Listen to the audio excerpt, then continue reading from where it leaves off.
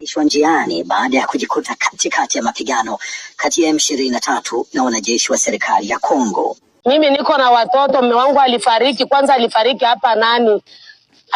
hapa Rumonge. Hivi nina kilio cha mume wangu kwanza.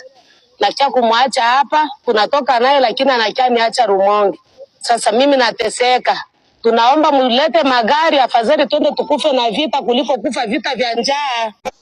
Wale waliobahatika kufika hapa wanaishi katika mahema yaliyojaa watu yanayotolewa na aidha mashirika ya misaada au Warundi wa Samaria Wema. Lakini eneo hili ambalo limezungukwa na milima lina upepo mkali na baridi kali pia, ambavyo wakimbizi hawa wanasema usiku huwa mgumu sana kwao kwa kuwa hawana nguo nzito za kujifunika.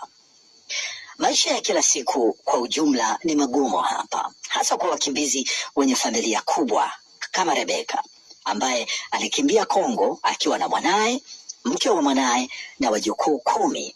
Kama wangetusaidia hata na mwaka tungetafuta tuimalize hapa Kongo kwanza tuone vitaendeka Lakini hivi watu pamoja wanaanza sema tujitoe basi tuende hivyo na miguu tuende kufia munji. Juu ya kupokea uzaifu pamoja wanapokea, wengine hawatapata, wanapokeza watu gisi habiene. Rebeka anasema upungufu wa mahitaji kama kuni na maji vimesababisha ugomvi kati yao na wenyeji wao Warundi.